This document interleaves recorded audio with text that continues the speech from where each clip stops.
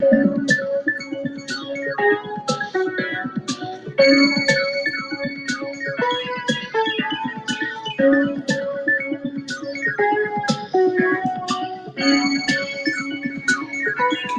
next guest is an unusual figure who uses the oddities of the NFT subculture as the subject matter of his art. Today we're talking to Xerox to discuss his visual exploration into royalties, CCO contracts, scams, and more. Artist Journal, August 2nd, 2023, broadcasting live from Berlin and New York City on Rug Radio via Twitter Spaces. My name is Adrian Pocabelli, and we welcome back co-host, artist, and conversationalist to the show, Runtune. How is your week going? Good morning, and good afternoon to you, I guess. My week's been great, been doing a lot of art, and now we are here. This is kind of like a highlight of my week, so. It's always a magical moment when I actually hear back from you.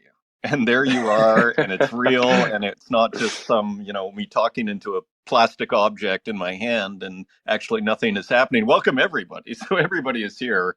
And so how's the weather, just out of curiosity, in New Oh, York? it's starting to cool down. It was pretty dang hot the last couple weeks, but this week's been gorgeous weather. It's funny, hey, it cooled down here as well, almost too much. I mean, in centigrade, I don't know if you know centigrade, but it's 21, 22. It's almost a little cool. But after the big heat wave, people aren't so bitter about it as they might normally be at this time of year. So, yeah, interesting. I go to Greece, and it's actually perfect for going to Rhodes because now the high is going to be like 31, 30 rather than 37, 38. So, I'm excited about that. And When do yeah, you leave for Rhodes? I leave on Saturday, so it's a very Oh, compressed nice. schedule here. Yeah, I'm really excited. 2 weeks. They had these huge forest fires, I guess, and those were on the south side of the island. We're staying on the south side on the second week, so we talked to the Airbnb people. Sounds like it's fine. And they put out all the fires at this point from the sounds of it. So I don't even care anymore. I'm just going to be happy to be on some island. Fly me into the forest fire, go for it. So, yeah. Well, that's the Uh, way to do it. You move to a new apartment, and then moments later, you go on vacation. well, you almost have to. It's so much work. You almost have to. Like, I feel like my summer, hopefully, I'll feel like summer has started for me at that point because it has been a grind. Let me tell you, I'm Mm. still settling here. But now I'm kind of, normalcy is coming back. I'm starting to have a little bit more time in the day. You know what I mean? So I'm excited about that. And I'm very excited actually to have Xerox here, who I think is out of, I don't actually want to blow your cover here, Xerox. Welcome to the show, Xerox. Can you tell us where you're calling from? And no problem if you Good, can't. no, good morning. Good morning to you guys and everyone who's joined us. Yeah, I'm from Toronto, uh, born in Iran and immigrated here quite a few years ago, to be honest with you now. And weather's all right.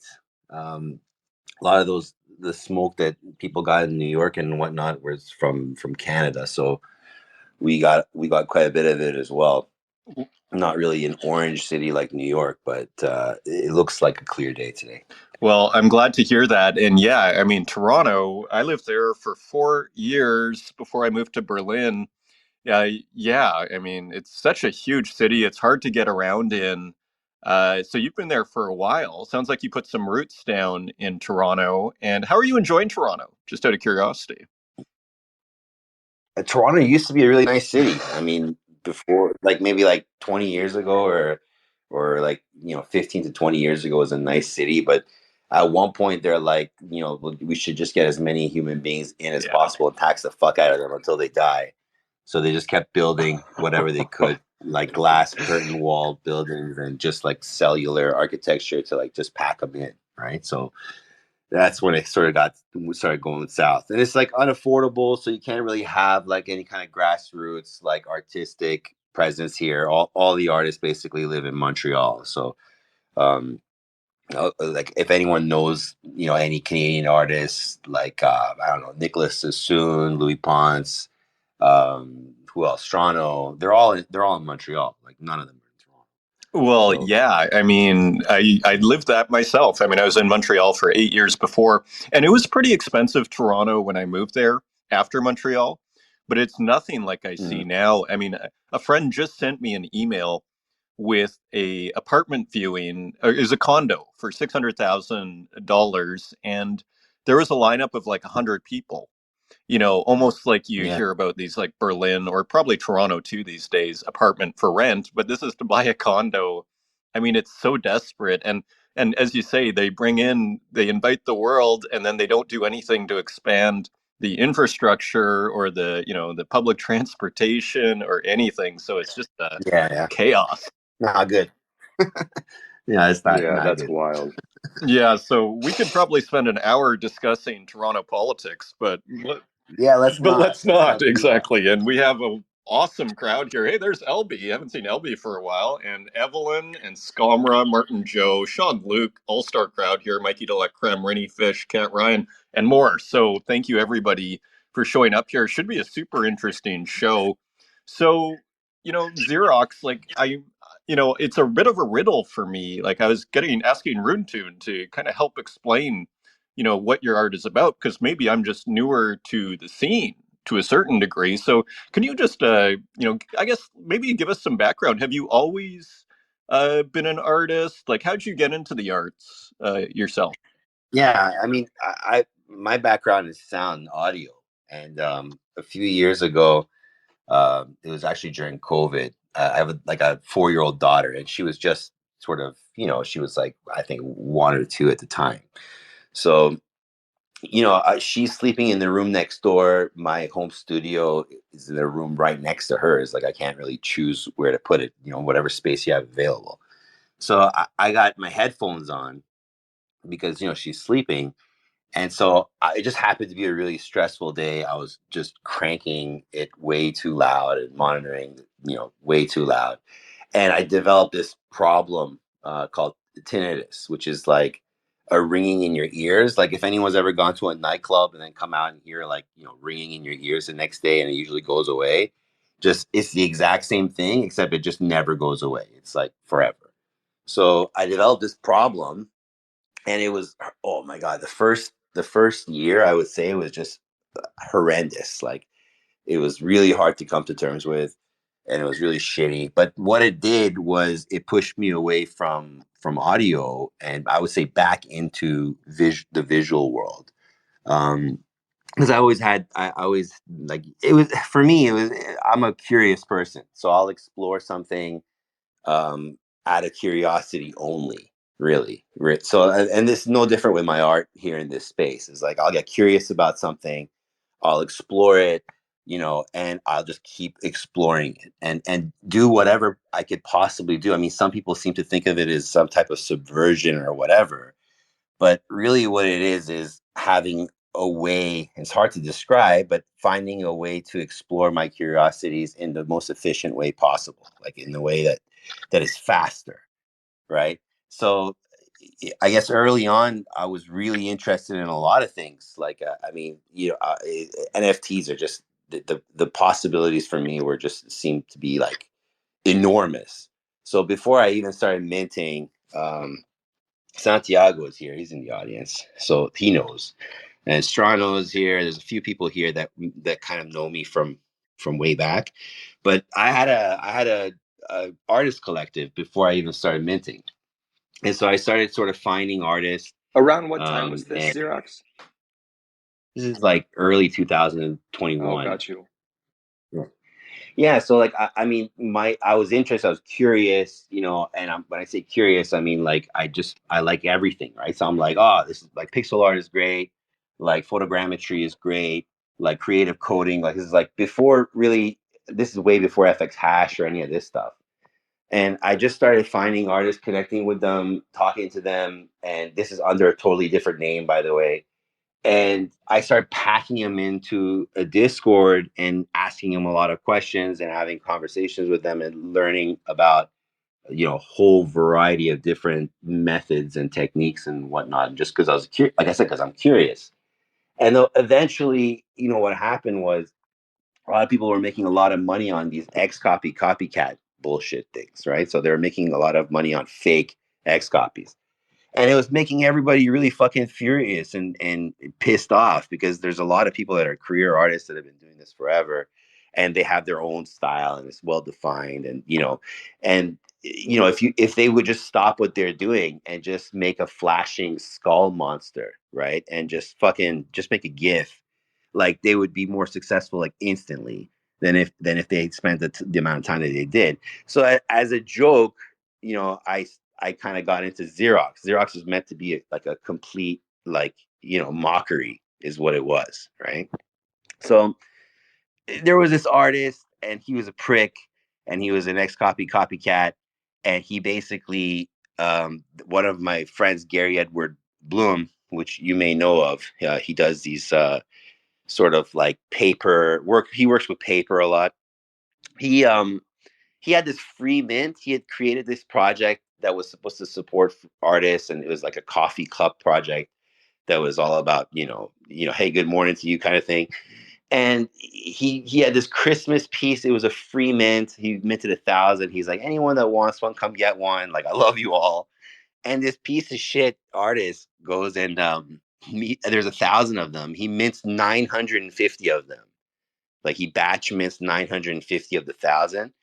And he starts airdropping them to his own collectors and flipping them on secondary. He just starts fucking selling these fucking things, right? And I was really pissed. And like, again, like at this point, I'm like super familiar with the space. Like I know from the devs and Cyphered from FX Hash, for example, like the day he released like the beta of FX Hash and he started minting stuff, he was in my server and we were having conversations as a group on, what the hell is this thing that you've created kind of thing, right? Or like the devs behind like some of the devs behind the original Hen, like Marching Square and all these guys. These, like, we're talking about the whole infrastructure of Tezos NFTs. Like there were all of these people we're discussing things with, right? So I'm like, okay, what do I do? I'm like, I'm gonna make a piece called Loser, because this guy's a fucking loser. And I'm gonna make it like in his style, and of course it's gonna be like a flashing skull monster. And then I'm gonna put a bunch of dicks in it, like just as many penises as I could possibly put into this image. And I'm going to make those flash, and I'm going to make some of them ejaculate. So this is like the perfect piece. But like making the piece is not obviously insulting enough. I'm going to pull his like list of collectors. And back then you couldn't just download collector list through like object or anything. You couldn't go to like a token and download anything. So like there's this whole process for how you like download the database of this guy's collectors, and then another process for how do you airdrop them something. So I just airdropped, at the time it was like 1,200 flashing dicks to all of his collectors, right? And then I went to bed. Like, it was a good day, it was just like we did what we set out to do, you know what I mean? And we're gonna go to bed now, and with a I was smile going on to our say, face, with a right? smile on your face. Continue. Yeah, and it was done. You know what I mean? And by the way, like, I'm not that much of a piece of shit. Like, we went into this guy's server and we told him, we're like, listen, man, like, go give back the pieces, like, like, just don't fuck around, apologize. And he didn't, and he actually did the opposite. And he's like, like, fuck you, like, whatever it is, right? So I did that, and then I went to bed, and then like I woke up, and this thing just kept selling on secondary, like to a point where it was like stupid. Like, it was like within, and there's like 1,000 some odd of them, and I guess people thought that I'm some kind of like, I don't know. Like, I don't know what they thought. Like, I guess some of these pieces also went to like big collectors, because like, I didn't know who his collectors were, but there's a couple of them that were bigger, I guess. And people like at that time were so like, they're speculating to a point where they're just like monitoring everyone's fucking wallets and like thinking like, oh my God, this guy just got this like flashing dick like thing. Like, he must be onto Oh, something. man. So like, so the people started buying them, and like within 2 days, like it was like 10, 20, 30, and then 50 of them had sold. And the price of this thing was like, at $4 Tezos, was like, I don't know, $200 a piece or whatever the hell it was, right? Um, And I felt really shitty. I actually didn't like this. I was like, this is fucking terrible. Like, what is this? Like, why are they buying this? Do they not see the dicks? Like, what's wrong with these people? You know what I mean? And then I started feeling bad, and I'm like, man, like, did I just like, fuck these people over that are buying this thing?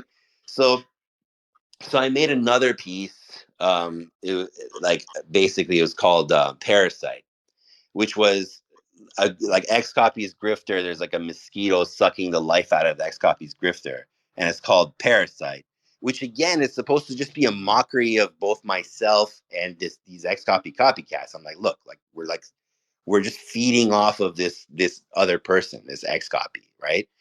And as a joke in the description, I wrote, well, this like piece gives you like endless utility, and like you get all sorts of trinkets and like whatever the fuck it is for having this. And I minted 50 of them, and I gave them to the people that bought the first piece on secondary, right? And some people had bought like two, so they got two. And some people bought three, so they got three. So it just, whatever the fuck happened, right? And again, like people started buying this thing on secondary, and then within like a week, it was at 300 pesos, and then within like a few weeks after that, it was at like 800, 900, 1,000, and then now, and there's like 50 editions of this thing, or 51, I should say, and now there's been like I don't know 20 or more sales at 1,000 pesos, right, for that same piece, right? I mean, I kept my promise. I made like maybe 11 free airdrops for that myself. And then I commissioned probably 50 pieces from other artists and airdropped those pieces to the people that collected that thing.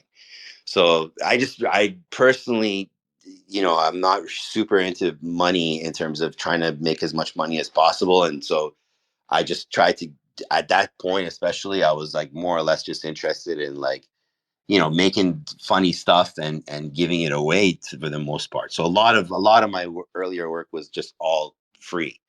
Like I said, like 11 free airdrops or something like that. And then like 50 pieces that I paid for and I commissioned other artists to create that I then gave away. So I think people don't understand free very much. And I think a lot of artists don't understand how to approach free because they think they're devaluing their work, but free is what made my work expensive. Mm. Because, and then we can get into that for sure, but I mean, it's like, I don't know how to explain it. It's like it's artificial scarcity is a part of it, because if you can't get something, if you can't buy something on primary, it's not available, it automatically becomes more scarce. So the issue is like, how do you create um, a connection to your work and that's strong enough that someone who gets a piece, quote unquote, for free won't sell it, or will value it and price it like when they get it, they'll turn around and they'll make it even more unobtainable. That's sort of a really interesting idea. I mean, again, I'm a curious person, so there's a lot of things that I found interesting, right? So royalty we talked about was like one of the first it's sort of royalty free. It was zero royalties um, on contract. So it was an actual on the contract. It was 0% royalties, and it was CCO on the contract level. So this is like right after like Object released the feature, and so a lot of people didn't really no a lot of people didn't understand what CCO even was. So Xcopy famously, he's got at that time, especially right click and save was CCO, but people didn't really understand what that really meant. Like, cause he's not one to like write a thread, right? So it was sort of misunderstood, and royalty, especially on Tezos, like there was no understanding of CCO whatsoever. And so that really helped create sort of a foundation for CCO work. So there was like, I think there's 70 some odd derivatives of royalty right now, but then it kind of sparked an interest among other artists, friends of mine, to create their own CCO works and to kind of, feed into this. And so there was quite a few other CCO works that came out afterwards, and all of them were really unique and interesting. But yeah, it was like, there's Trust, which was one of the largest. No, it was the largest trust experiment ever done in NFTs, really. where I created a piece. Is this on Object Trust? Yeah. There it is. Yeah, I see yeah. it. I see it with the cheese. Trust was a cheese. It was basically like the long story short of it was with 10,000 editions I minted and originally, and I said, give me your highest offers and the top 25 highest offers. I won't accept them, but I'll give you the piece for free. You're gonna have to trust me. So at any point, I could have accepted all the offers that came in, and it amounted to $250,000 before I Wow. gave away the pieces. But That basically, is insane. there was 1,111 exactly offers that came in, and at the time it was like 250 some odd $1,000 US. And so I could have accepted all of those offers with one button, right? As like a batch accept offer. But what I did was I basically burned 9,975 editions. And then the remainder I gifted to the people that had the highest offers, right? So, and I think the highest offer at the time was $22,000. Insane.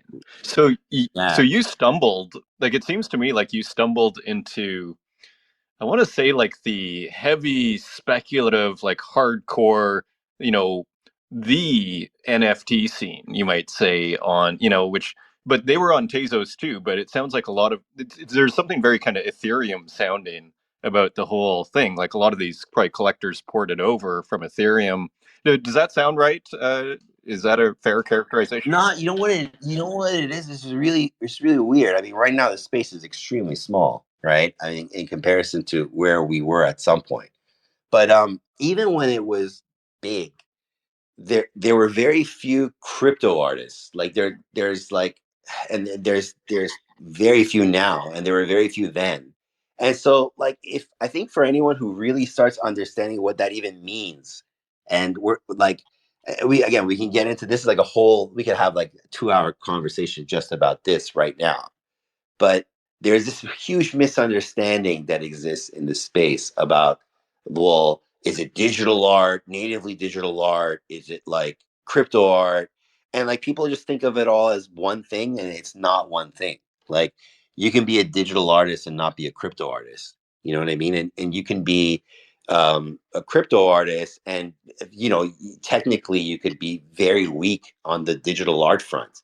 So like uh, crypto art is something that really speaks to the technology and the culture of what crypto art is. It's its own thing. You know what I mean? And it's separate, and it pays homage to and it respects, that culture. And if you don't see it, and if you don't think of it, and you can't, it's hard for you to see, then it's really hard for you to start coming up with ideas as to, trying to create pieces or be, doing things that are interesting for crypto art. It was easy for me because I'm just so curious.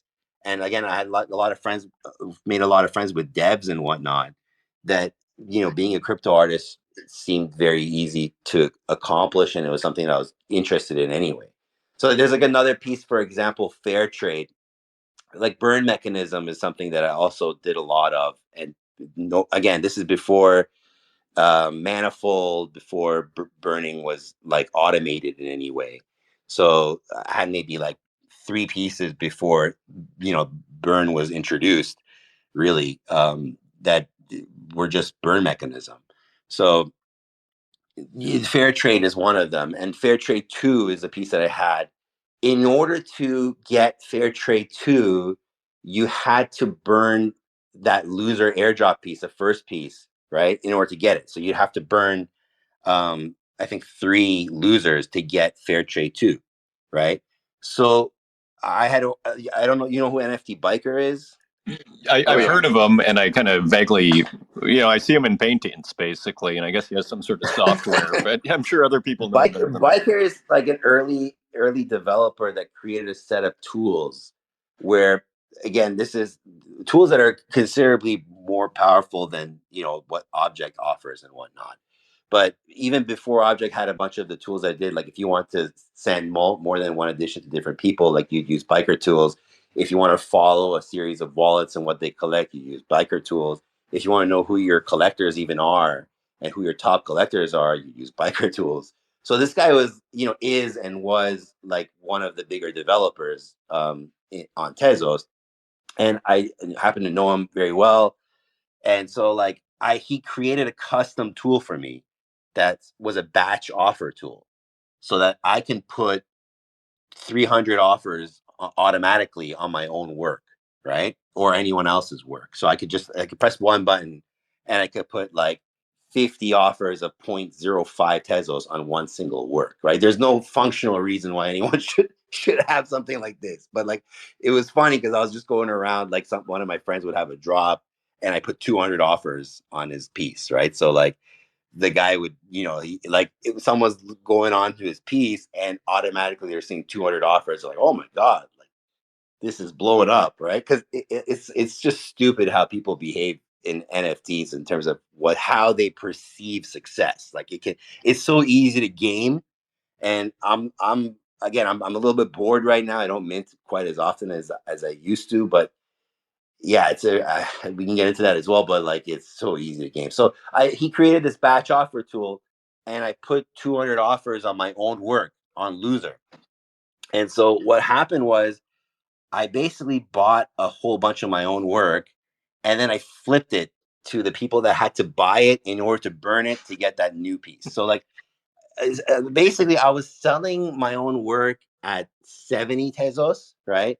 And I was buying it back at two Tezos or 1 Tezos, right? And I was making the difference. I was making the spread. So I made 2,500 Tez, right?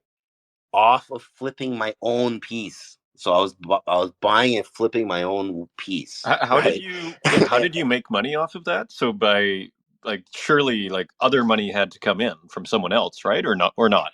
Yeah, so like they couldn't. So okay, so first one was burn mechanism. Fair trade one was burn mechanism, and the second fair trade they had to sell it to me in order to get. So they had to sell me, which is something very similar to burn, but no one, for some reason, no one's ever bothered to do this, which Yeah. is a hilarious idea for if you think about it. But in order to get that other piece, they have to sell me the piece at 1 Tezos. I'm the only buyer. I set the price of what I want to buy it for, right?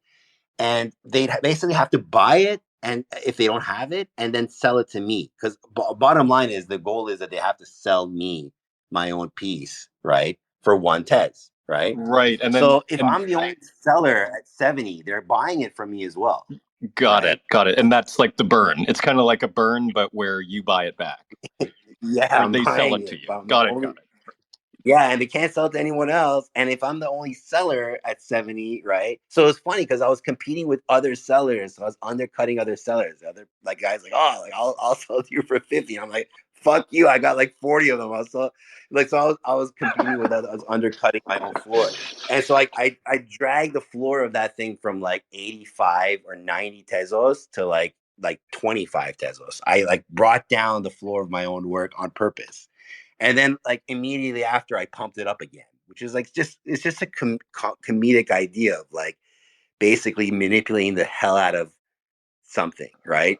It's that easy where you can easily bring it like I guess another thing is like people trying to manipulate their prices up, but everyone's just trying to like scratching their heads like, why is this guy dragging down the price of his own work, right? It's like, well, because I can, right? It's like it's just as as much of a power trip and a control thing to bring down the value of your work if it's intentional, right? Why not?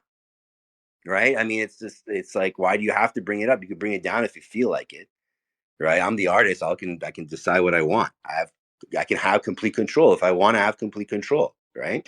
This whole thing is totally fascinating, and I have to say, this whole crypto art idea that you're bringing, like it really is kind of it's illuminating for me. Like it explains a lot, actually, because it's almost like I would see visually what certain aspects of what you could characterize as crypto art, but the way you're describing it, it's almost like a conceptual art style almost. I mean, which has certain traits. Maybe it's flashing. It does have certain visual style, but it really does like it seems like the collectors like it because it really like the hardcore kind of NFT ETH or whomever crypto collectors, they love it because it speaks to the crypto culture. Is that accurate? I mean, I call a duck, and this style of, they call it glitch. People call it glitch. Is like, that's the way I would describe it. It is called glitch. Like, other people refer to it as glitch, but it's not glitch, right? So it's really Xcopy's style, right? If I want to describe what it is, it's illustrated glitch, right? It's an emulation. It's a illustrated emulation of a lot of what encompasses the glitch aesthetic Using the in terms of, aesthetic versus actually yeah, glitching. using, exactly, right.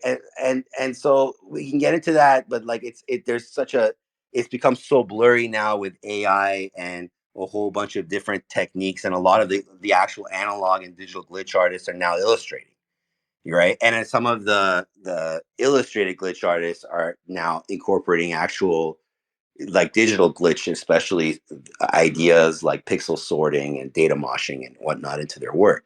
So like, the lines are really blurry, but they used to be dead clear, because analog glitch artists weren't, again, minting flashing, like skull monsters, right? So like, things are becoming more and more blurry now. But Xcopy is one of, like, the most well-known crypto artists, really. Everyone's like a household name. So it's like a style that is born of this world. And there's a few others, like, Rob Ness and Trash Art, that are really, they're just genuinely very crypto art ideas. And now, with another subset, and Adrian, I share this with you, with spam art, for example, Gino's work. It's a smaller group, but that's a crypto art movement that's born of crypto art. So there are, like, a bunch of, like, on-chain NFTs that you see, like Rip Cash or whatever, like, that's crypto art. Like, you can't do on-chain NFTs in the physical real world. So like, quite a few examples that you can come up with, and you say, like, these are the crypto art, ideas that are out there. But yeah, this style, my style's like evolved quite a bit from if you look at, like, my first mints to my last mints, and you look at my ETH mints, like, you'll see, like, there's like a very, sort of gradual aesthetic progression that is very different than where I started, because I gotta like what I create aesthetically now, whereas before I didn't care. There's so much to respond to in everything that you've said, and I really appreciate all this. But as Pocobelly pointed out, like it's very much kind of like just conceptual art that's on the blockchain.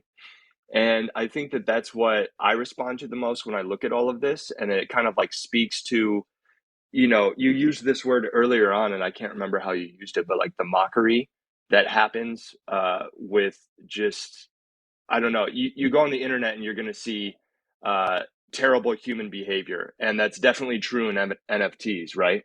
And it was definitely seeing some of the themes and some of these concepts played out that attracted me to, well, first of all, to like object and to actually pursuing like digital art whatsoever. Like I was probably a couple weeks away from just being like, this is just horrible. I was on OpenSea and just seeing a bunch of apes and PFPs and just like horrible speculation. It had nothing to do with art. It had everything to do with people just trying to chase coin. And that's when I think it was around that time where I was like pretty close to being like, I think I'm done with this. Until I saw some of the stuff that you were doing. And it was just like, you know what it reminded me of? And I wonder how you'll respond to this. It reminded me of the way I felt many years ago when I was like finding out about certain street artists in like the early 2000s and 90s and before. And I think your art operates within the scene much in the same way that those artists were operating, where they were using the phenomenon of street art itself as a grounds to play with concepts and ideas born of that movement. Like Banksy, for example, he's a great example of that, where he's doing these things that are like basically publicity stunts, but everything that he's doing for free. It's like right out there in the streets. Um, but it was using that as kind of the launch pad for a successful career in the arts. Does that make sense? Yeah, I mean, I think it's hard to really get into it, but I think like I think that like Banksy, like, you know, in terms of like the work that he's created and the sort of the how much of a high profile artist that, you know, he is and has become, like there are quite a few other artists that have done incredible like things in street art, but I think to some extent it becomes an issue of being able to maintain the public's attention, Right. right? So like there's Well, and this it's a totally collector. different playground too. It's just I think of street art in a lot of the same ways I think of like crypto art, where it's like zero gates, you know, compared to a trad art world. And in a lot of ways, the street artists as well as the crypto artists, they're fighting against this trad art world that's highly gated and just like, you know, anyone can go out there and put their work on the internet, just like anyone can go out there and put their work on the streets. And so that's really the kind of the through line that I think I of. don't know. I disagree with that second one. I mean, like going back to Toronto, like they ripped down all the brown brick buildings and they put up curtain wall glass. So it's really hard to get like a stencil on a fucking building now Yeah, because it's all that's glass. true. So unless you want to do like a vinyl decal, you're shit out of luck. Yeah. There's like not a lot of We're back to places you can Toronto get. Yeah, there politics. we It's go. hilarious. Yeah, I mean, but you know, going back to like this idea of like there's this collector on ETH, he's a wonderful collector, great guy. Comfy Devil is his name, and his pinned tweet, if you look at it right now, is he's got this statement that says, you know, the key to success for an artist is sustained relevance. So like he's chosen his words very carefully there. It's like you got to maintain relevance and being relevant, right? And that is a fucking stupid idea, and it's a joke, but it's very I true. was going to say it's pretty profound. It's like, yeah, it's like the most true statement you could possibly have. And so what you end up seeing with a lot of like the bigger artists is they keep fucking photobombing other big artists, right? So like this somebody will come up with like a collection, or like Ack will come up with a collection, Alpha Centauri Kid. And then like everyone's like, oh fuck, like pianos are like, you know, trending. And then they'll start banging out pianos. Or like, you know, somebody will like, you know, like Tjo, right? TJO, right? He's got the watercolor blue aesthetic, and then everyone comes out with blue, or like checkerboard floors become a big thing. Everyone does checkerboard floors, or like CCTV cameras. Oh my god, like we're frothing at fucking cameras, and can we get a camera to look at another camera that looks at a skull on a fucking checkerboard floor with, you know, like you This just is get this almost like, this is almost the iconography of crypto art that you're describing. yeah, it's like a becomes a Venn diagram of every single fucking thing that's trending. And then, like I said, if there's like a trending topic, you jump on the trending topic. And the reason why this is fucking happening is because the space is really small, and so people want to tether and connect themselves to any form of success. And the second reason is because there's an algo aspect to this. There's quite literally like the likes that you get will impact the future likes that you get. So if you get like 200 to 300 or 400 likes in consecutive order, the algo will be like, oh, this guy's making great content. We're just going to open up his shit to a wider audience. And if your posts don't get generate likes, the algo throttles you back, and you won't even be able to reach a quarter of your own audience, let alone an extended audience, right? So there's this whole fucking stupid thing that's going on. And I don't know if you want to call that crypto art. It's just like, it's like the arts in general getting basically bumfucked by the algo that you know, now it's called X.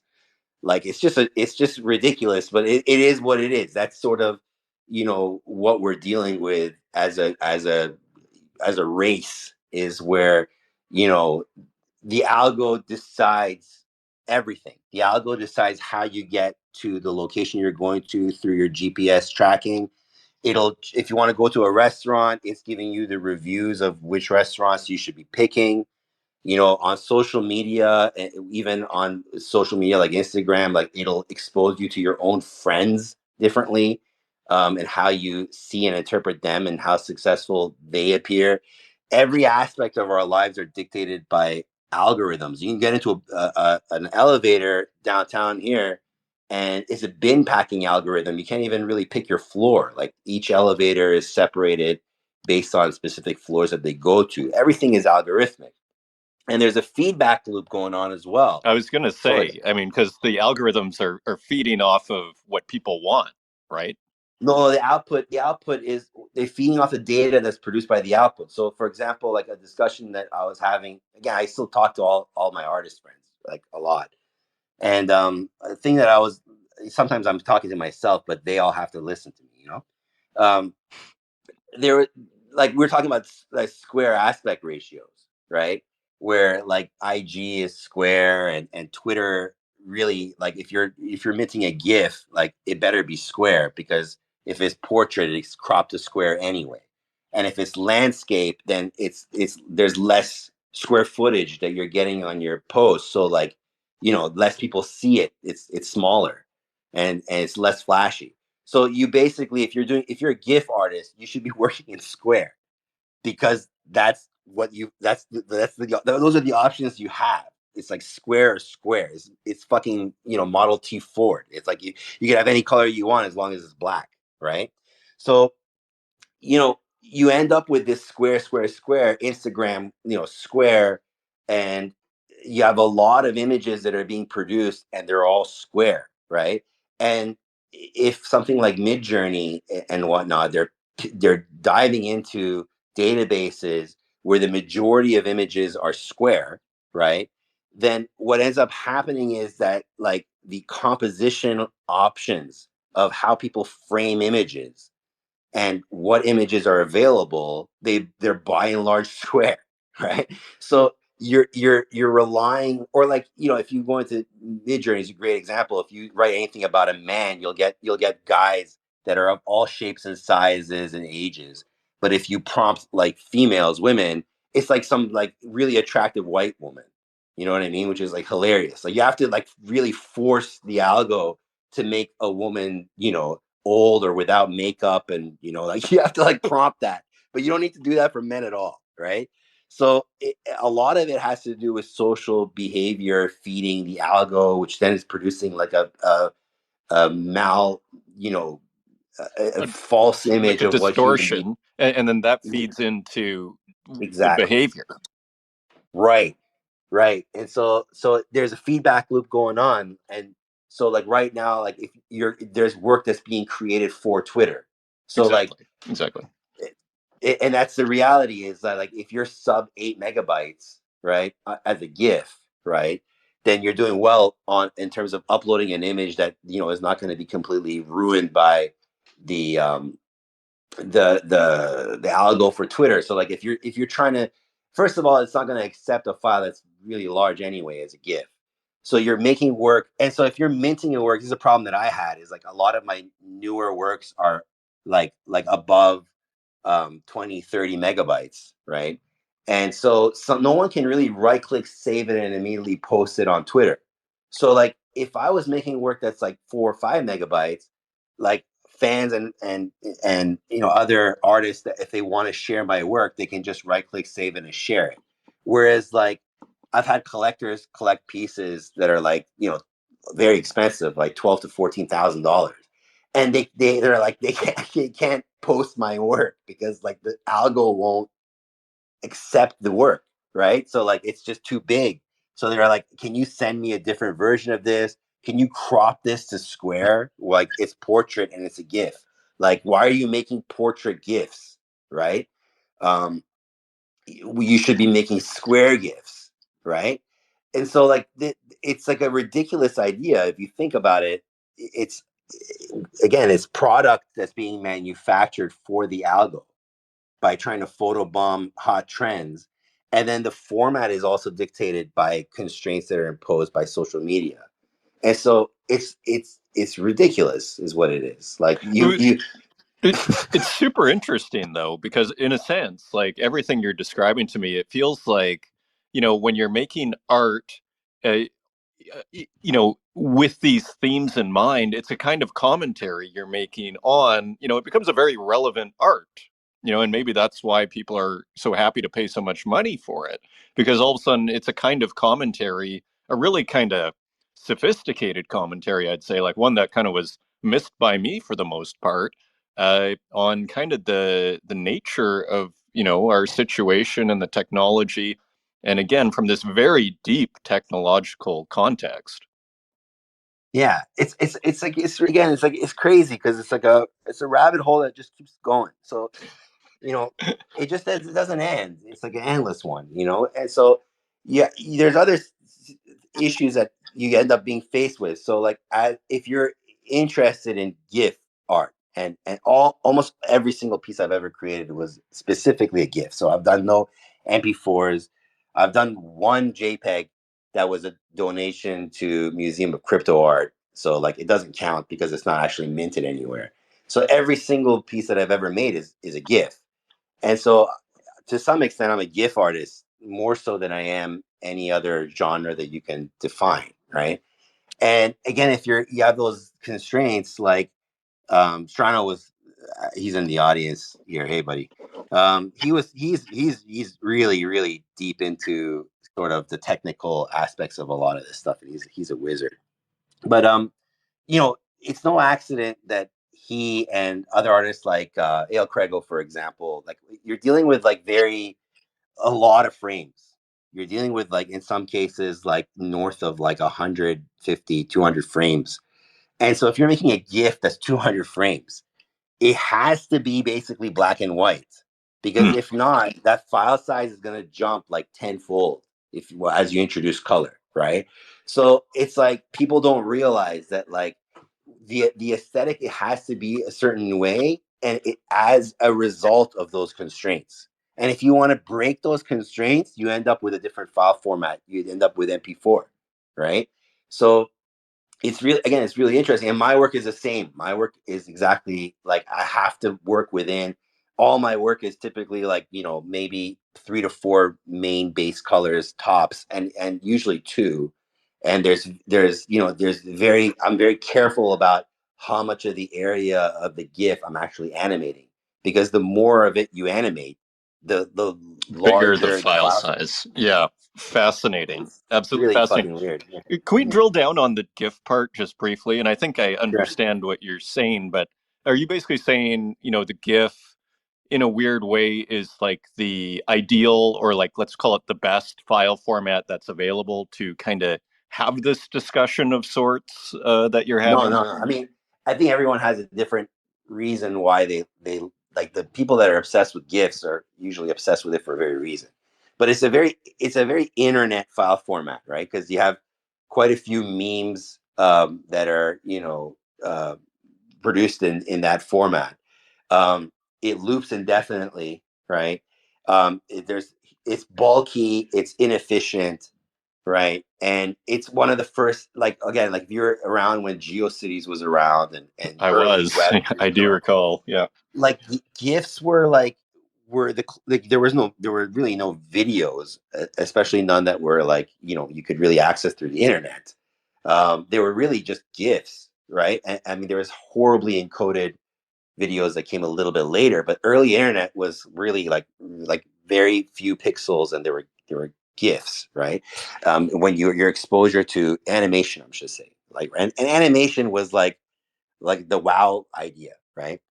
And so it was a really like, it's a nostalgic file format, I should say, and it's outlived quite a few. Like, there's like been hundreds of file formats, and this thing is stuck around for better or for worse. And then there's other aspects to it that are, I think, again, like, it's like there's once you get into it, like Tumblr, right? Tumblr Mm. was a site that basically really tapped into the ethos of the internet, especially before the porn bots took over.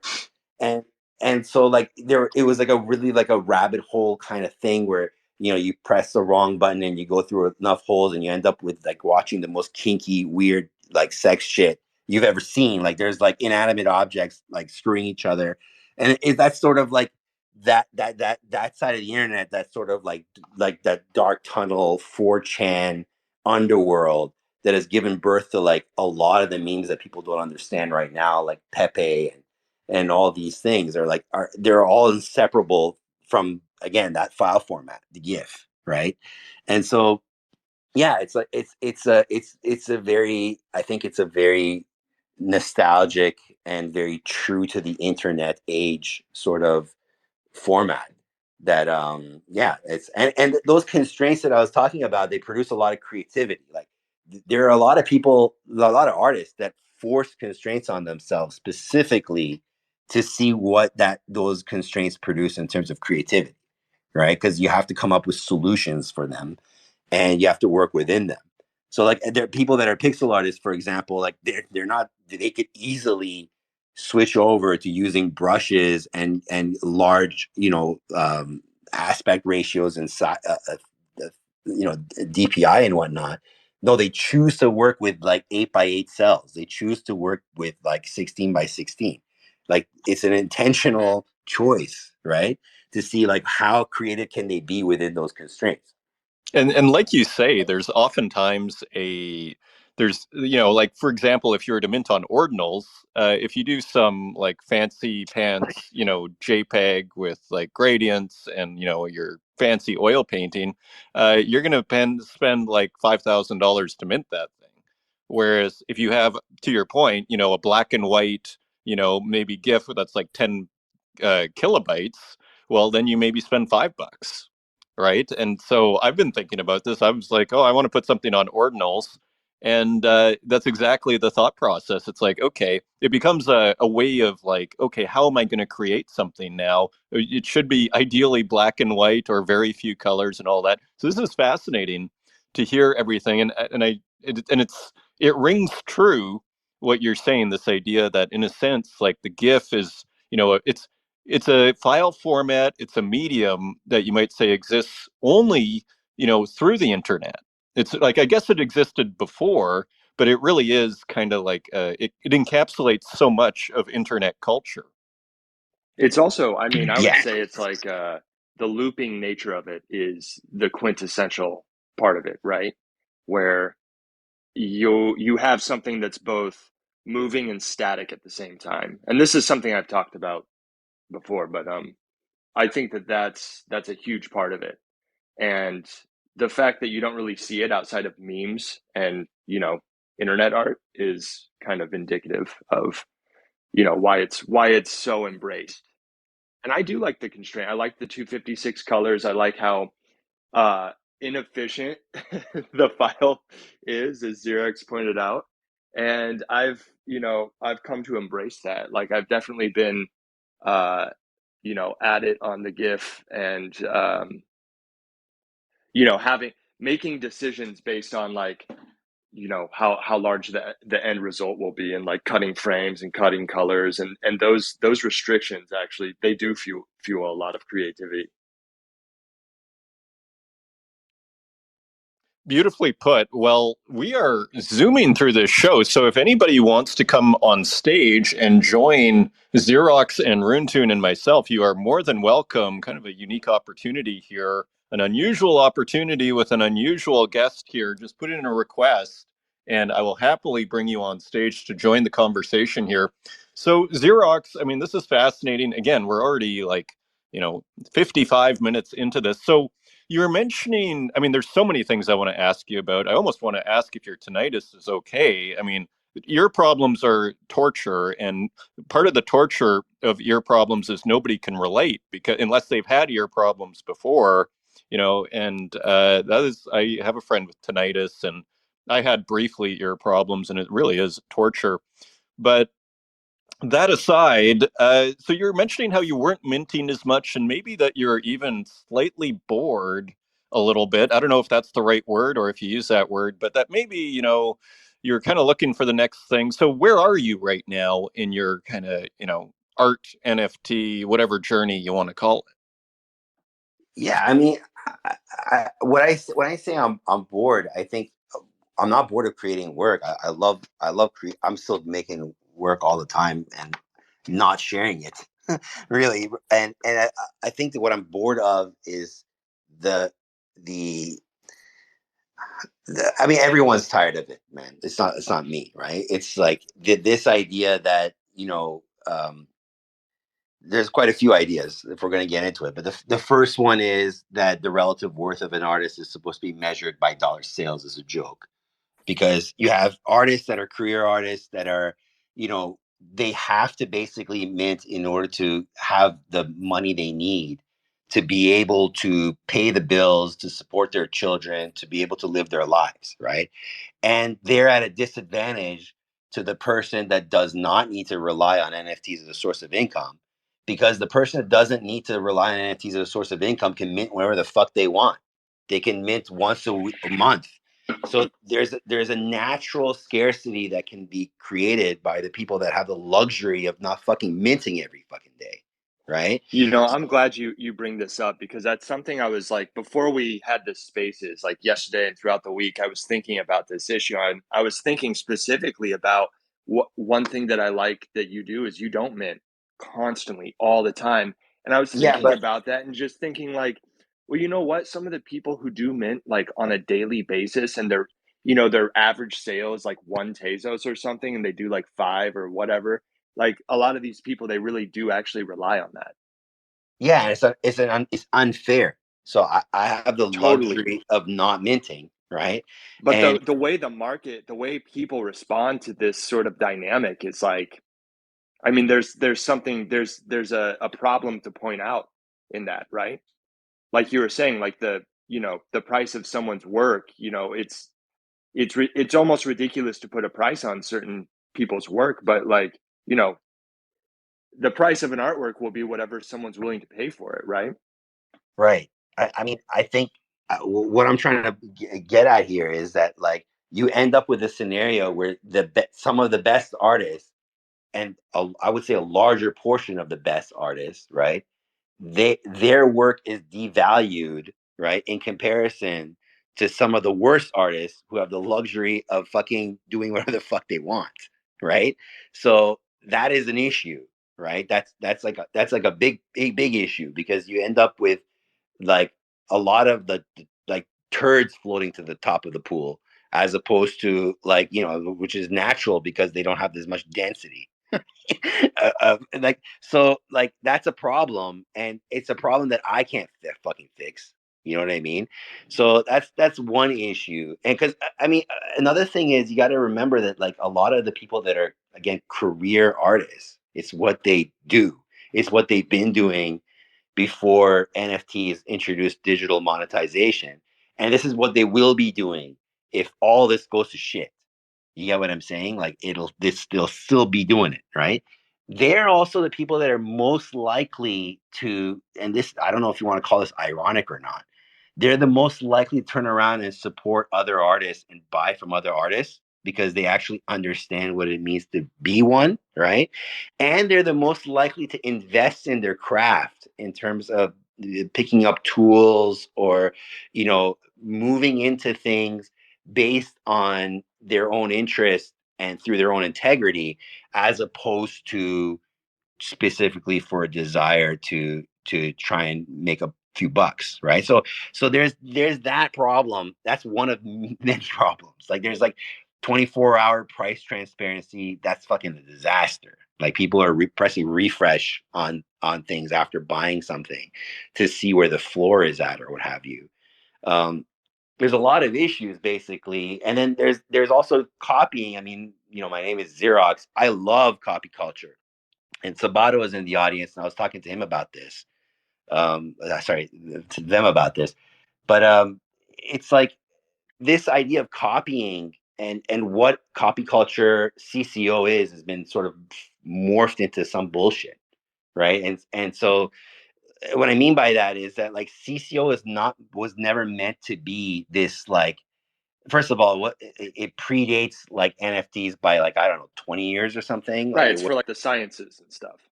it's for everything. It's really for Yeah. it's really it's just a designation, a license, designation for how to approach free use of a digital asset of any kind. It could be writing, it could be music, it could be visual. But, like, the whole point was, you're creating work for the commons. You're creating work for the public to then use. And it could be intellectual work, it could be it's again a visual asset, but it was really like a contribution on the part of the creator to allow others to be able to access something at little or no possible cost, so that they don't have to waste time doing that, and so that they can continue building and creating amazing things. And then there's a close relative in terms of freeware and free software. It's not CCO, but it's really close to that same ethos. And here it's been like morphed into something completely different. It's been morphed into like, this is how you know a fucking artist is super successful, by them having like a bunch of derivatives. Or like there was one particular artist who I don't like, who's like a cosplay like hacker like in this space. He went around and he's like, yeah, CCO is like the way that you basically create something and then inevitably like it leads to you becoming bigger and end up getting more royalties. I'm like, no, like that's not what that's supposed to be for. So like I think there's a lot of that kind of stuff of like things being misinterpreted. Like artists shouldn't be just copying the most financially successful artists. They should be creating derivatives of artists' work that they like, not just the most expensive work, right? And they should be learning from it. Like, in music culture, you'd remix something and you try and even make it better than the original. And while you're paying homage to the original, you never not credit it. You always have the name come first of the actual song and the actual artist, and then you say like, so and so remix, right? So you give credit to your sources, and that doesn't happen in this space nearly as much as it should. People just copy. So they don't. People are, for some reason, they think that it's like an insult to their artistic integrity to give props and respect. And this is not everyone. This is just again a specific group that does this, but it's annoying as fuck. So it's like aspects of the culture that I don't like. And like you can learn a lot from other artists, you know what I mean? So like Ed Morales in the audience, I'm like, he's a wonderful artist, like pixel art. Like, I was looking at his work like recently, and I was like, wow, the movement of these figures through space. And again, we're dealing with, um, GIF animations, and like there's a lot of constraints, and like that's really amazing and that's fucking fascinating, and I don't think anyone can do it like him. And like Daichi's here, and he does like the polar opposite in terms of like hugely like like complex animations that are layered with like brushes and like sound and like all over the map. Like everyone should be trying to learn something from these people, right? I kind of want to see a Xerox Ed Marola piece personally, but if I could, I would copy it. It's really difficult to like. There's like again, it's like some people just you can't really touch. Yeah, fair enough. You're a little muffled, just so you know, in case you moved your phone a little bit, Xerox. Sorry. All good. And so again, everybody, welcome on stage in our last few minutes here with Xerox, which is totally fascinating. But I'm still back to this question. It's, so what's next, Xerox? Or where are you sailing to next? Yeah, I mean, I'm right now. I'm working a lot with a few different things. Steel, so like I'm doing like CNC steel, and I do this very specific type of electro etching that involves salt to basically put an imprint on stainless steel and then patinaing it. So I really enjoy like creating like physicals, and I'm working with machine plotters. So like there's an axi draw that I've been using quite a bit, and again trying to break through the physicals. On the digital side, again, like just through me wandering around, looking at other artists, like I guess Sabato, the work that they've created really has inspired me to get into Amiga emulation and deluxe paint specifically, and color cycles and whatnot. I've worked with color cycles before, but they were like fake cycles. They're like in Photoshop, there's a way of creating gradients and then moving them, which is like a fake color cycle. But like again, like deluxe paint Amiga, it's like its own. Talk about constraints. It's a fucking nightmare. You only have like one. You have like one undo. Like what I mean, you can't go back.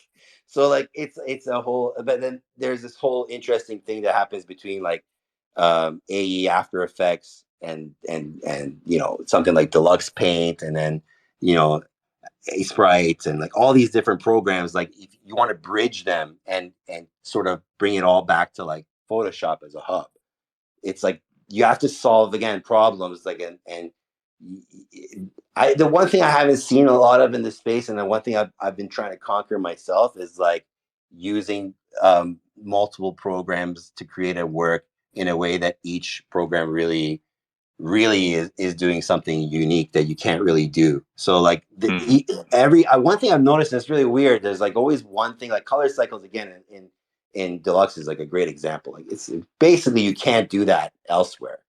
Like you can try, but that effect and that look is really hard to do. Or like Mobius, which is like an ASCII like text mode program.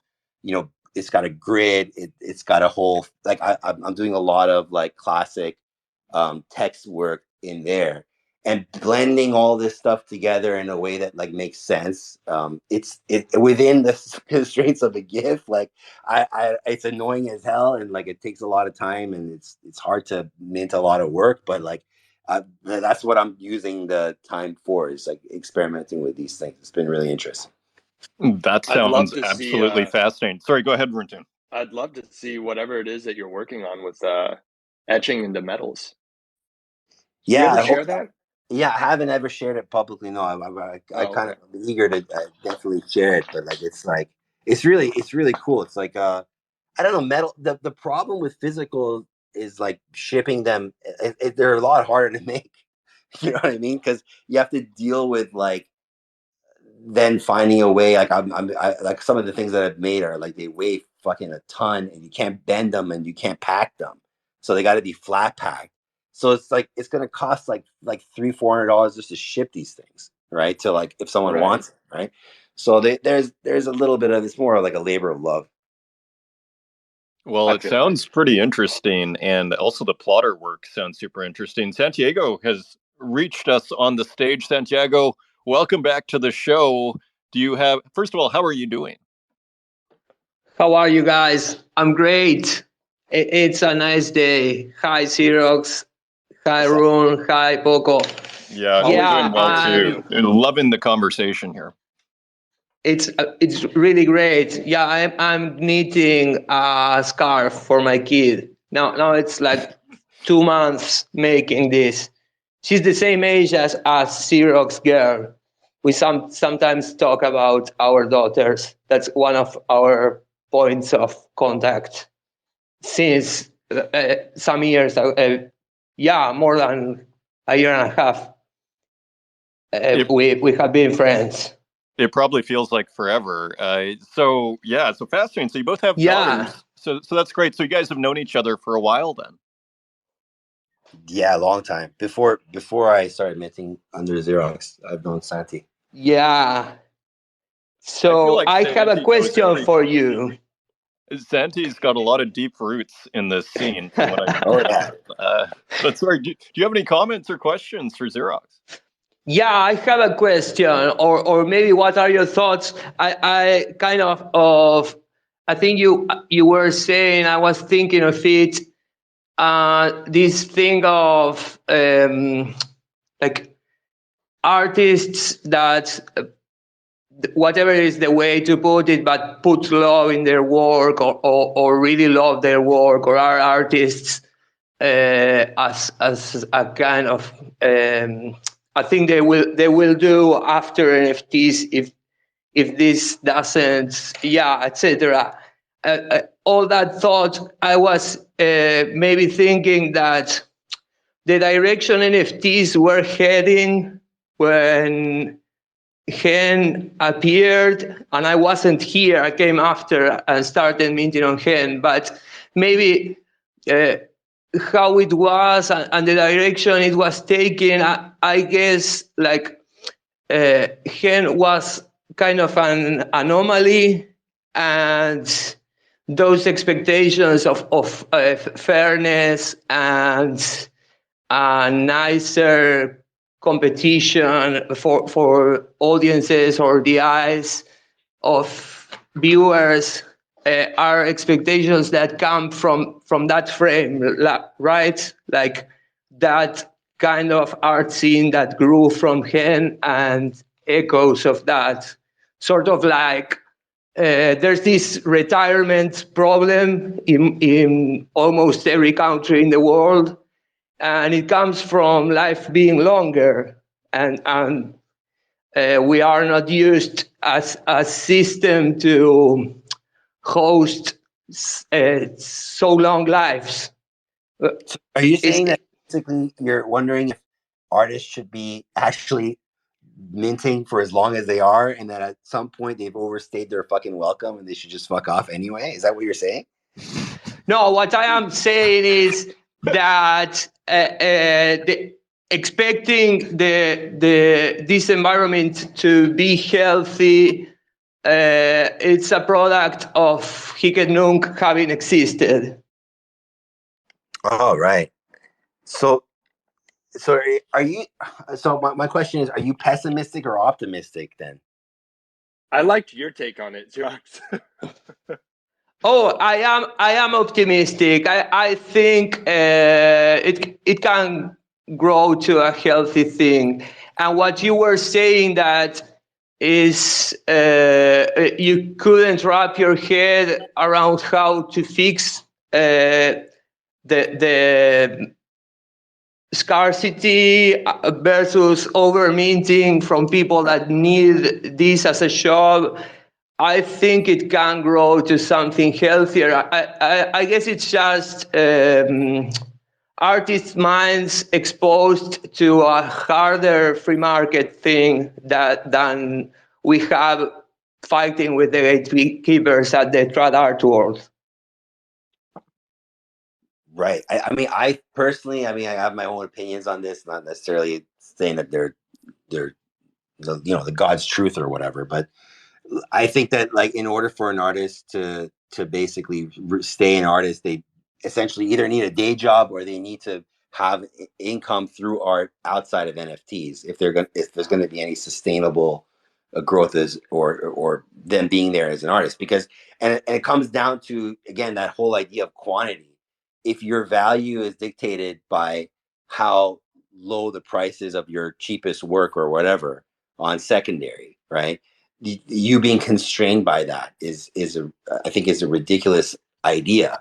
So, like, that's another thing that's like people argue about a lot, and like especially the artists that really care about their work. They're like, I want people to value this work differently than they did that other work, because this one took me, like, I don't know, a month, and the other one took me a day, and that one should be valued higher. And that is sort of, the market doesn't really care about any of that, right? So I think Poco, are you trying to say something? Sorry, I think you're trying to jump in. No. Oh, Maybe... sorry, that was me. I was about to just say, it becomes a tricky thing when you as an artist are trying to dictate the value of your work based on the labor that you put into it. Because sometimes, a great idea comes to you and it doesn't take much to execute. Right. I mean, I think values can easily be manipulated, and artists can manipulate their own values relatively easily. But I think, like, when it comes to working for years and years and years, if we go to, like, flash forward to 2000, 25, 26, and everything's still around, you really don't want, like, work you've minted over the course of, like, 3 years, 4 years, or whatever, to somehow constrain your future work. And so, like, one thing that a lot of artists do is they'll just create, like, a whole new, profile, a new account. It'll still be backlinked to their Twitter, but they're creating, like, a separate profile, almost as like a separate brand. And, like, you've seen a few artists, I've seen quite a few artists have done this. Like, Max Capacity has, like, several different, um, basically wallets that he, like, switched over. Rob Ness version 2. There's, like, quite a few artists that, and especially artists that have to mint a lot. Like, there's like an update that goes on in terms of them separating. That's beyond just like a collection on object or whatever. It's like a separate wallet right? So that when someone's on that profile and they're looking at the prices, they're comparing it within that profile as opposed to outside of that profile, right? But I just think like overall, like the space still has to find itself. Like, people still need to decide what the fuck this thing is. And my like comment about this trend seeking thing of like jumping on the newest, highest selling artists and like trying to like capture that and photobomb those artists. My comment there and criticism there wasn't that that's like a horrible thing that it shouldn't ever happen. My comment was like, but there's also this other artist that's amazing that might not have as many, much of a high sale, but like the work is incredible. Like, why only copy one artist? Why only pay tribute to like one or two or three or four, whatever it is, 10 of the most trending artists? And why keep switching that? Like, it's like, again, like you'll see it over and over again. It's like, well, one artist like, blows up, the adoration pours in, and then as they fade away and another artist blows up, the adoration, and it's like the same kind of usually the same usual suspects that are always like jumping on that. And my issue is more or less like, why bother? It's not like a criticism of them or their character. It's like there could be a lot more interesting things that came if like people like widen their adoration and their the copy culture, right? Because like, again, going back to the music example, like you get a lot of remixes of pretty shitty originals that end up being like beautiful songs. Like the remixes could sound way better than the original, and there's Totally. yeah, and there's very little in terms of like people trying to, I don't know, filter out based on like, everyone's not dying or chopping at the bit to make a Taylor Swift remix. You know what I mean? Like they'll just pick what they like and what speaks to them, because you want it to be nice friendly on the ears and people to like the fucking music. And for some reason in the aesthetic world or the artistic world, that does not fucking translate. So like something could be aesthetically like friggin' crap, and people will remix it and make it even more crap or adore it to like make it, which is, I'm just trying to understand why that is necessary, because it's obvious to me that for the most part it's about trying to jump on that engagement trend is one part of it, right? And the other one is trying to associate your own work and the value of your own work with the artist that you're jumping on, right? Which is probably like the bigger part of it, right?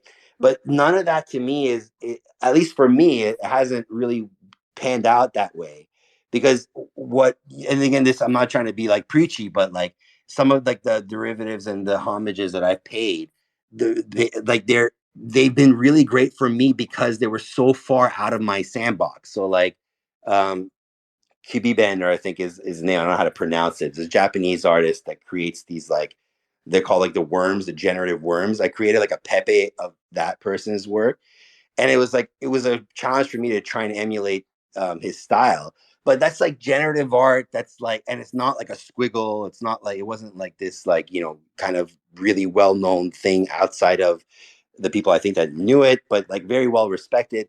But like it opened me up to a whole other world of generative artists and generative art fans, right?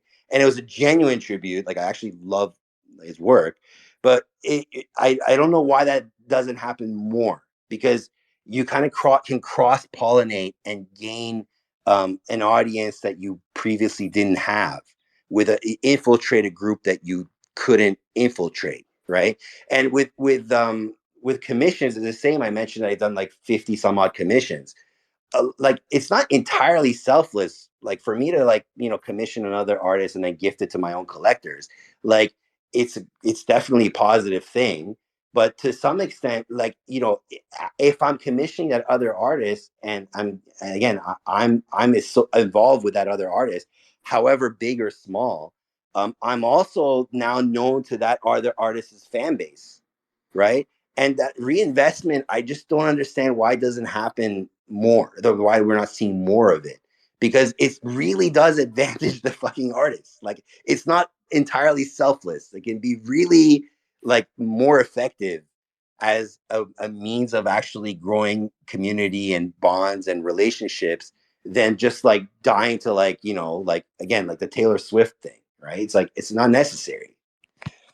Well, it's this has me thinking about that Nicholas Sassoon comment that we talked about a few days ago. I think Poco Belly shared it on his journal, which is that, you know, the advice that he thinks about all the time is the sustainable thing for an artist and their art is to build a community of people that they can rely on, and you do that not through just this trend hopping and just kind of like, you know, collectors collecting your work, but like, you know, connecting with people through your actual art and your ideas and the things that you do that are original. Amen.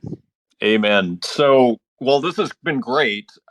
We are running short on time here. So, in the final minutes, just any final thoughts for us? I mean, actually, I have one tiny question before some final thoughts from Xerox here. Uh, have you ever, you know, I asked this to Captain last week, and shout out to Captain out in the crowd there, out in the audience listening. Have you ever been approached by any galleries, or have you? I mean, you're speaking about, you know, how you should have, if you're an artist, you should probably have something outside of NFTs. Have you ever had any shows or anything? I mean, you're working with all this physical work. It seems like that would make sense. No, I mean, like I've had my work shown in a whole bunch of, let's call it like Web3 galleries and you know, the digital work, right, and exhibitions and whatnot, and which have been fantastic. Like I could never dream of being able to, you know, have work geographically because it's so easy, right? It's so transportable. It's just them displaying a file. So it's been amazing having that access. But in terms of like physical works, no. Like I mean, you know, the one other issue with not releasing work is you don't want to be defined by something. And so like I'm pretty early on in my my sort of, again, CNC patina, like, you know, electro etching journey with steel, and to like release like work prematurely now and try and sell it, especially immediately, to me it's like it's not something I'd like to be able to do, because like I don't want that work to sort of define my style. Like I may end up, you know, changing and evolving, and if for any reason, God forbid, like the work is successful, then I'm fucked, right? Because Right. like It's a little mature, there's is what you're saying, it's super immature, or and like there's that premature. premature. Yeah, and you know that there's that consistency curse, or like, you know, cohesiveness curse is what they say. Is like, you know, you want something that is easily recognizable as like a Xerox, and like it has to, like, you know, it has to fit with your other work or whatever the fuck it is, and like that. I mean, I don't have the patience for doing that. Like if I'm not super happy with what it is that I'm creating, so I'm still exploring, and like especially on the physical front. On the digital front, I think I've to some extent really found what I like to do aesthetically, and like again, like maybe ETH is probably a better place to see some of the works that I've created. With like Aaron's Law, which was a tribute to Aaron Schwartz. I don't know if Ohms is still here. Yeah, he's in the audience. He's got that one. There's like a few pieces that I've done that I really care about, and I really feel a connection to. Um, Really like sort of turn of the century, early 1900s sort of transitional aesthetic, where like it's like Jugendstil. There's like German expressionism influences with a lot of like the newer stuff, where it's like very like outline figures and rough edges. Um, there was another piece that I did, the Sotheby's piece that I did was Deathless. Like there's a lot of textures involved, which is like, again, a lot of my work is textural, but like I'm slowly gravitating towards like I think a very if again compared to my early work, a very different aesthetic, but it's one that I still think is very digital. If I had a final thought, yeah, there's one thing I would say that I haven't talked about, because I talked a lot of shit up here today, right? And like people are just like, man, this guy is like, You this can guy's talk. fucking, You can talk. No, but excellent. Yeah, some final thoughts for us. I mean, this has been super educational for me yeah. personally on the crypto art front. I mean, you've really illuminated. Again, I used to think like, what is this, like Dungeons and Dragons? But it's far more than this. Like this is pretty serious and pretty cool. And so I think it's awesome. So yeah, any final thoughts for us? Yeah, there's one thing I would say. I mean, like, a few friends and I have been talking a lot about Verse, which is like what do I call it, like gallery platform, etc. Um, they're great and their curation is great. They're more geared towards fine art, but there's been several statements. They deleted one, and I'm confident it was because of my comment. But there was one tweet that they had sent out basically saying that when people think of NFTs, they think of these fucking memes and these like scams I and all remember these that. things.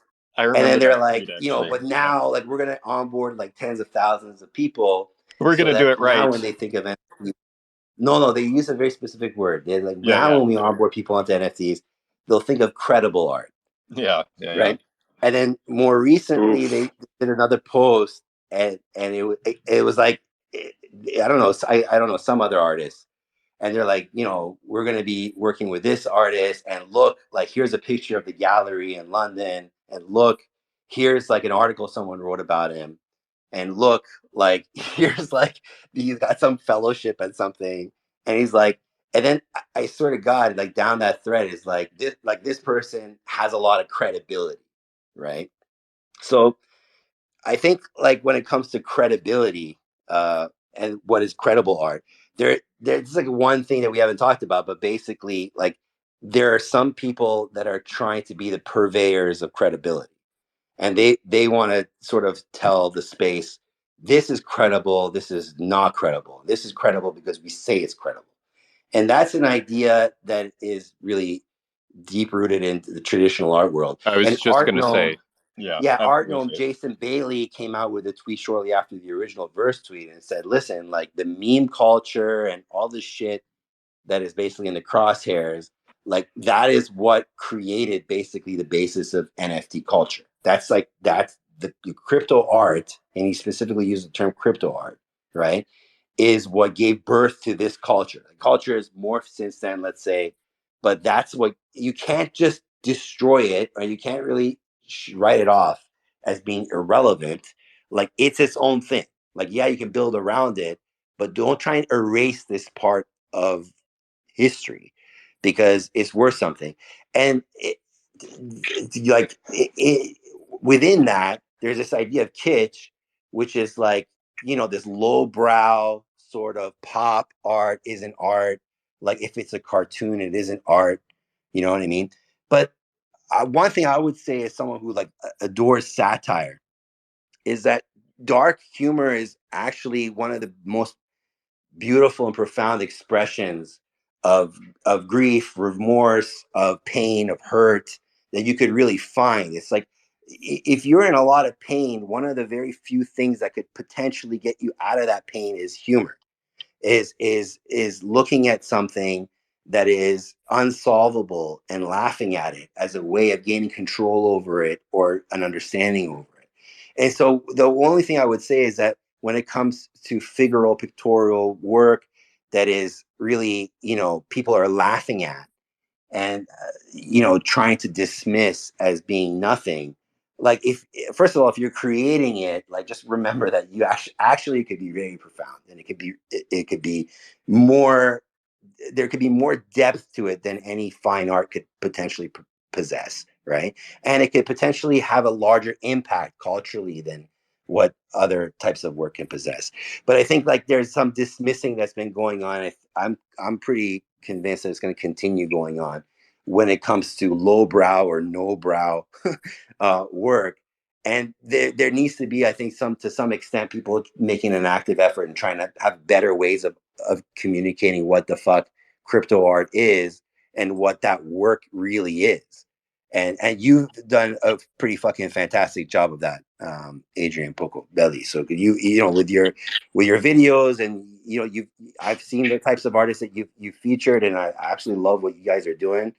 But being able to help sort of articulate and create a voice for artists that aren't necessarily really great at just like selling themselves or communicating what it is that they're actually creating, but helping translate their work to some extent, and not just making it up, like interacting with them and getting their opinion. I think it's pretty fucking important.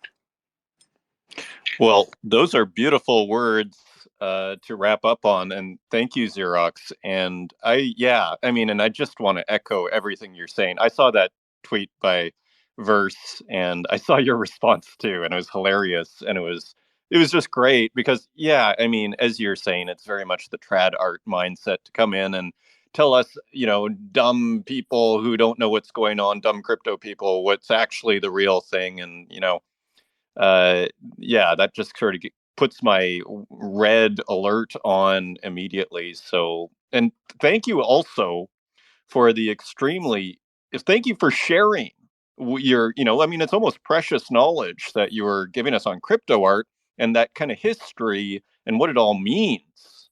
Like, again, like I have all of a sudden I have a completely different understanding after this talk. So I'm just absolutely thrilled. Runtune, do you have any final thoughts? Thanks so much for sharing all these everything. This was you did not disappoint. I appreciate it. Hey, thanks for letting me ramble on, and yeah, I appreciate you guys having me on too.